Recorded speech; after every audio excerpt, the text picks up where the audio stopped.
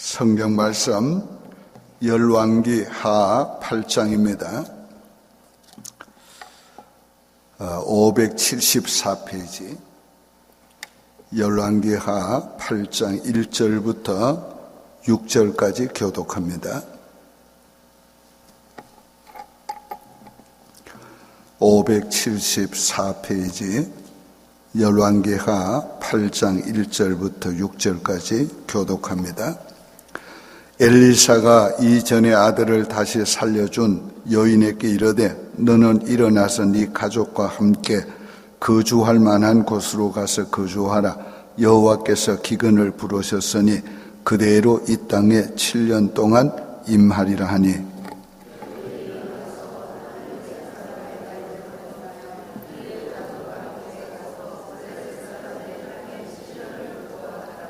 7년이 다음에 여인이 블레셋 사람들의 땅에서 돌아와 자기 집과 전토를 위하여 호소하려 하여 왕에게 나아갔더라.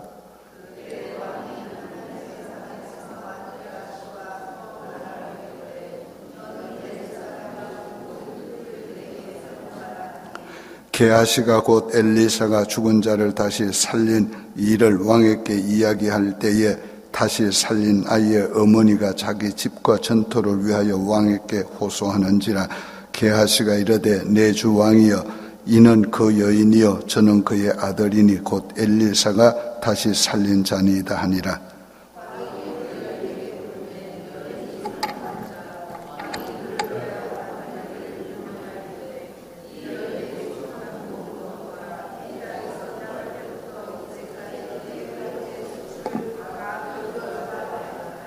아멘.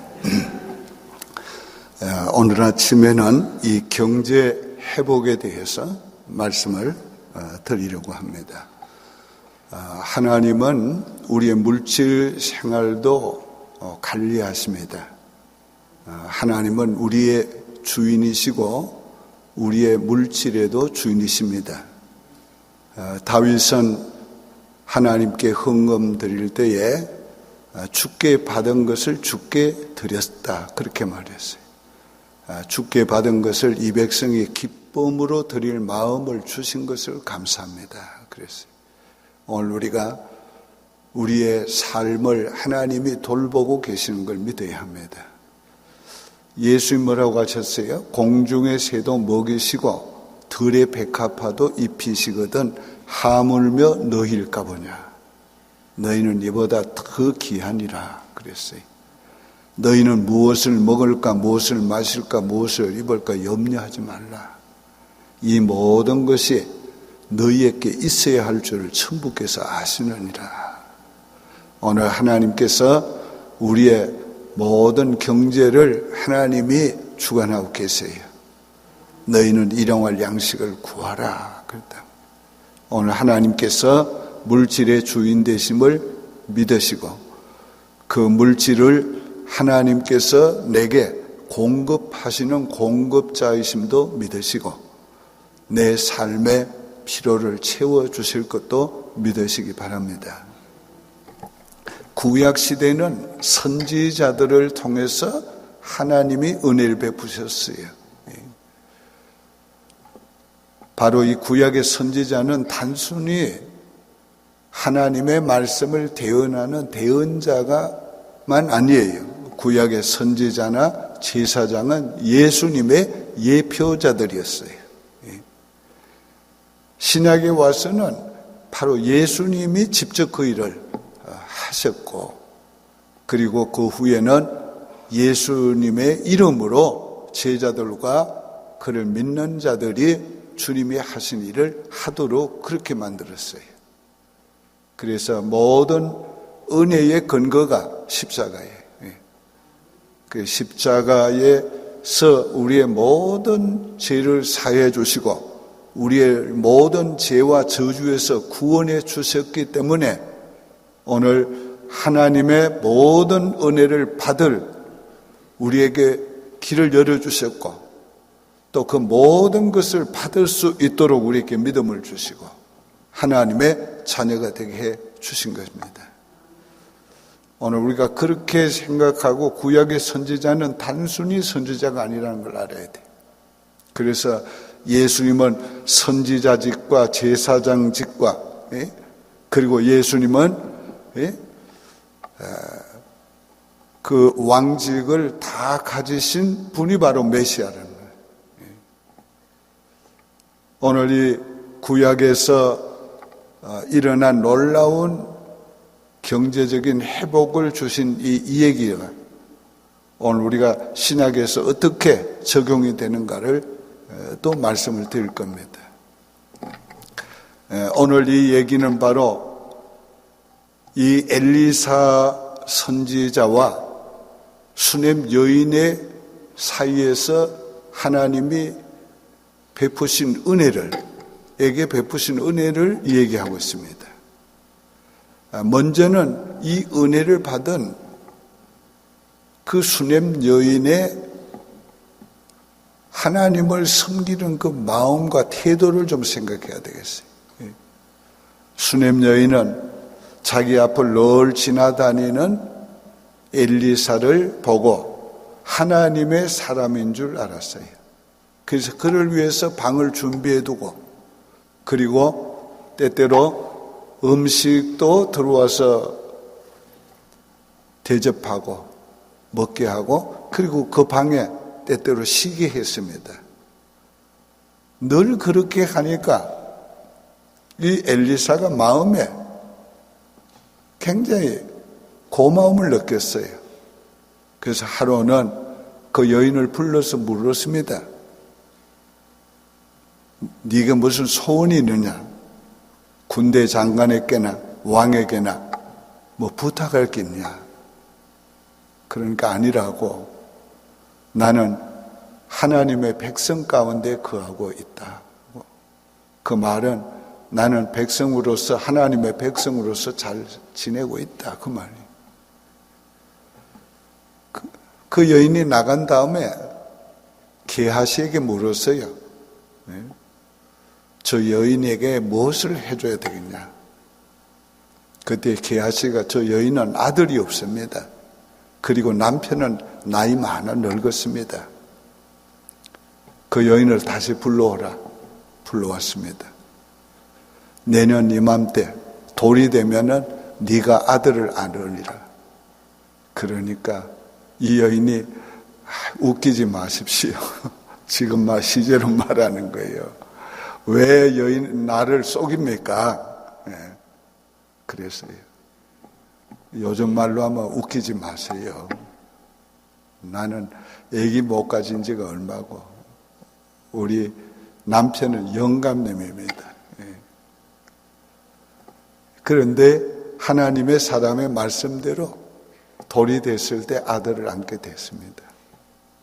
그 아들이 무럭무럭 자라다가 갑자기 어느 날 머리가 아프다 하면서 자리에 누뜨리고 죽었어요.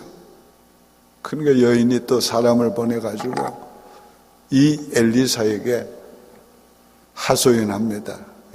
왜 아들은 죽어가지고 이렇게 나로 말미암아 이렇게 슬프게 하시냐고. 그러니까 또 엘리야를 불러와서 얘기했지. 엘리야가 그 아들을 안고 침상으로 올라가서 그 몸에 자기의 몸을 얹고 해서 그 아이를 살렸습니다. 그 여인에게 이제 이스라엘에 7년 동안 가난이 오니까 너는 있을 만한 곳으로 가라. 그래서 이 어려운 기근을 피하라. 계속 지금 선지자를 통해서 은혜를 주시는 겁니다. 그래서 이 여인이 블레셋 땅에 가서 7년을 지나다가 돌아왔습니다. 이제 돌아와서 보니까 자기의 전답을 다른 사람이 다 가지고 있고 그렇단 말이에요. 그래서 왕에게 호소하러 간 거예요. 땅을 다시 찾아달라고. 근데 호소하러 딱 갔는데 그 시간에 누가 와 있는가 하면 게하시가 와 있습니다. 게하시가 지금 왕에게 엘리사가 행한 기적을 얘기하는 중에 있었어요. 근데 그 기적 중에도 바로 이 여인에게 행한 일을 얘기하고 있을 때 그 여인이 딱 온 거예요. 하나님은 정확하게 시간을 맞춰주셨어요. 그리고 게하시가 왕에게 하는 말, 왕이여, 제가 얘기한 그 여자가 이 여자고 그 아이가 이 아이입니다. 그러니까 왕이 물었어요. 그 말이 사실이냐? 예, 그렇습니다. 그러니까 왕이 어떻게 했는가 하면은 그를 위해서 한 관리를 임명하게 하고 그의 땅을 다 회복시켜주고, 땅만 회복시키는 거 아니라 7년 동안 그 땅에서 농사지어 나온 소출을 다 여인에게 돌려주라 이랬어요. 오늘 이것은 하나님께서 주시는 넘치는 회복의 은혜를 우리에게 보여주시는 거예요. 그 넘치는 은혜 가운데 특별히 재정의 은혜, 경제의 은혜를, 회복의 은혜를 베풀어 주시는 걸 우리에게 보여주는 겁니다. 오늘 이 사건이 우리에게 주시는 교훈을 우리가 이 시간에 받으려고 합니다. 먼저는 하나님께서는 우리 영만 축복하는 것이 아니고 우리의 육신도 축복하십니다.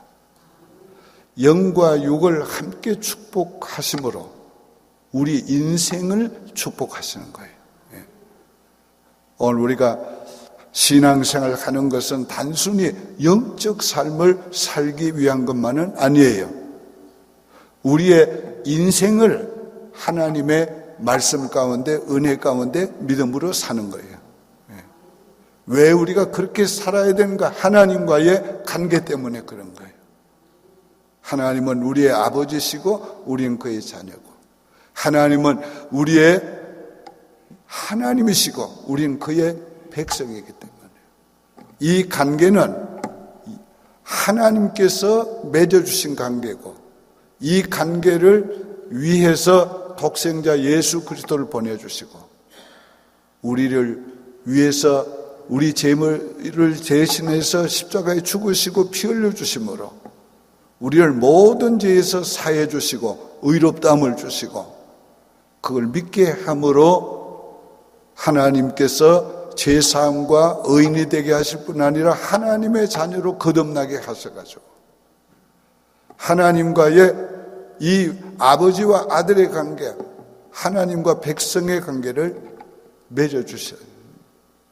이 관계는 영원한 관계예요.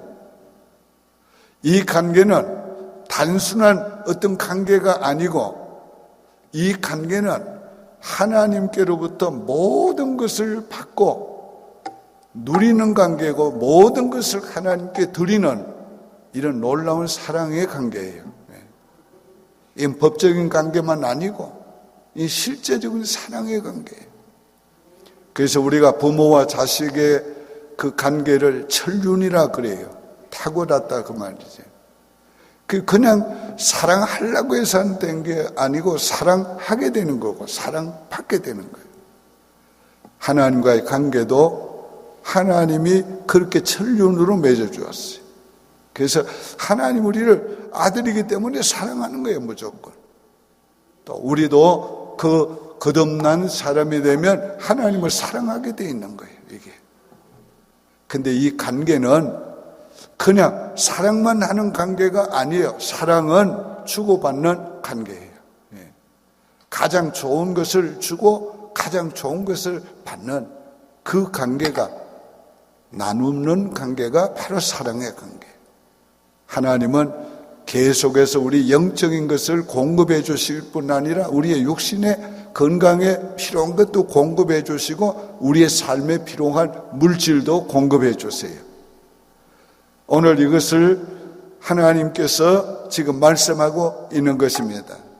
너와 나와의 관계, 이걸 말씀하고 있고, 이 관계는 사랑의 관계고, 이 사랑의 관계는 끝없이 주는 관계고, 오늘 하나님은 끝없이 우리에게 부어주시는데 우리의 영혼을 위해서, 건강을 위해서, 육신의 삶을 위해서 계속 공급해 주시는 분이란 걸 우리가 알아야 돼요. 오늘 이 관계에서 우리가 기억해야 될 것은 이 수냄 여인이 하나님을 공경하는 마음으로 이 선지자를 대접했어요. 그 구약시대는 바로 그런 보상의 축복을 계속 주었어요. 근데 이 보상의 축복이 바로 무엇 때문에 주는가? 마태복음 10장 40절 이하에 이렇게 말씀하고 있어요. 너희를 영접하는 자는 나를 영접하는 것이요 나를 영접하는 자는 나를 보내신 이를 영접하는 것이니라. 선지자의 이름으로 선지자를 영접하는 자는 선지자의 상을 받을 것이요 의인의 이름으로 의인을 영접하는 자는 의인의 상을 받을 것이요 또 누구든지 제자의 이름으로 이 작은 자 중에 하나에게 냉수 한 그릇이라도 주는 자는 내가 진실로 너희에게 이르노니 그 사람이 결단코 상을 잃지 아니하리라 하시니라. 자, 구원은 하나님의 은혜로 받습니다. 근데 상은 행한 일을 통해 받아요.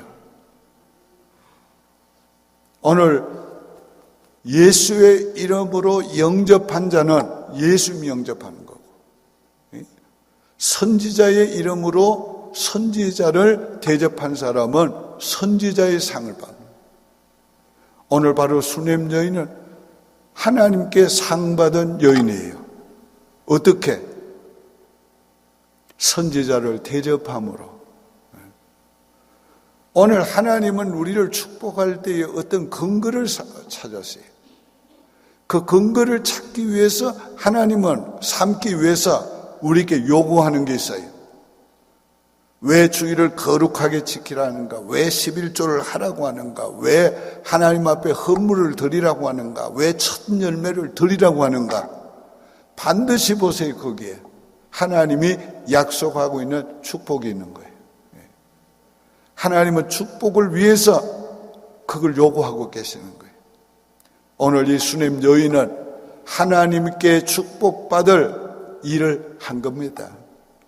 그래서 하나님이 축복하는데 일시적인 축복만 한 게 아니에요. 한 번 축복하기 시작하니까 계속해서 축복하는 거예요. 오늘 이것이 하나님이 우리에게 주시는 동일한 축복입니다. 구원받은 하나님의 백성을 사랑하되 끝까지 사랑하시고 구원받은 백성들을 돌보시되 하나님 끝까지 돌보시고 항상 돌보시고 언제나 돌보시고 오늘 우리가 하나님께서 우리를 돌보심을 믿어야 해요. 그 돌보심 속에는 우리의 경제 문제를 돌보고 계시는 것을 믿어야 합니다. 저는 살아오면서 이거를 너무도 절실하게 경험한 사람이에요. 하나님께서 내 주머니를 얼마나 알고 계시는지, 하나님께서 이 주머니가 빌 때마다 하나님이 채워주시는 삶을 오늘까지 산 겁니다. 그런데 주머니 비는 날이 하나님 채워주시는 날이었어요.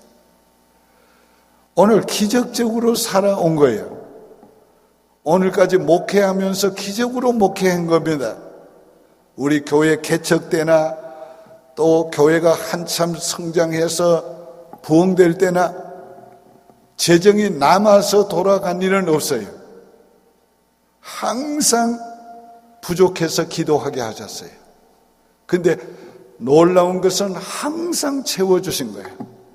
항상 채워주신 거예요. 오늘 하나님께서 돌보심은 너무도 세밀하고 하나님의 돌보심은 너무도 정확하고 하나님의 돌보심은 틀림이 없어요. 틀림이 없어요. 그러니까 오늘 우리가 하나님의 공급하심을 믿고 지극히 적은 물질의 문제든지 어떤 일이든지 하나님이 주실 줄을 믿고 우리가 기도하고 기다리고 하나님이 주실 줄 믿고 살아야 해요. 전적으로.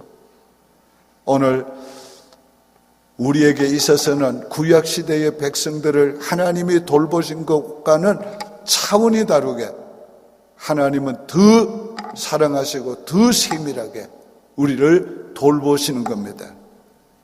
왜 예수님께서 참새의 이 얘기를 들어서 우리에게 하나님이 먹이시는 것을 말씀하고 있습니까? 왜 백합화를 들어서 우리에게 입히시는 것을 말씀하고 있습니까?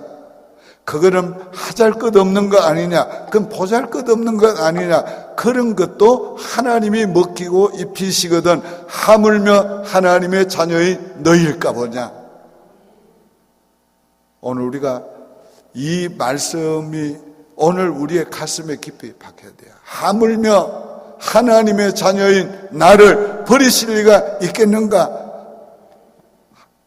하나님이 도와주시지 않을 리가 있겠는가? 공급하지 않을 수가 있겠는가?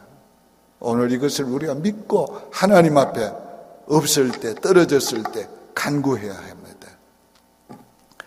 자, 오늘 이 수냄 여인의 사건 속에서 시간 문제 말씀을 드렸어요.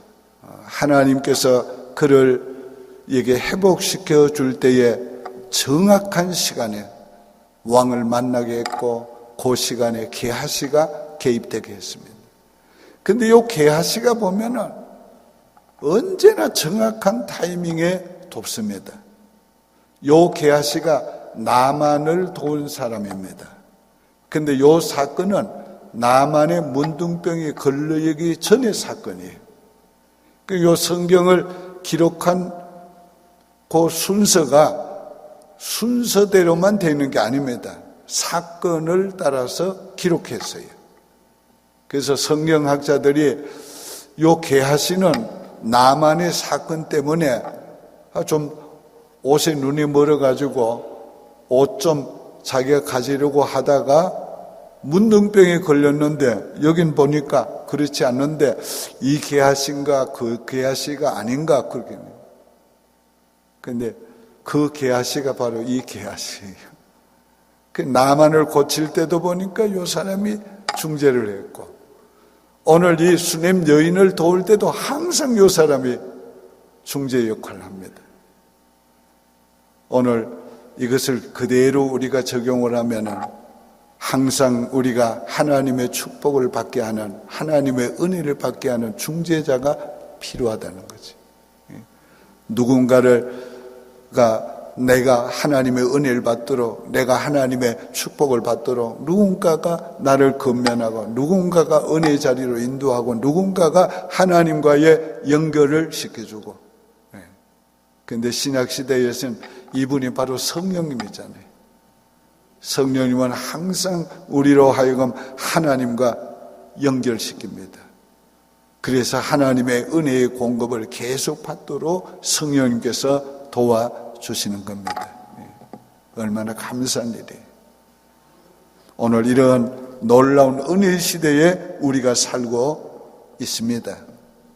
오늘 아침엔 우리가 기도할 때에 우리가 하나님은 우리 경제 문제도 관심을 가지시고 공급해 주시는 분이시다.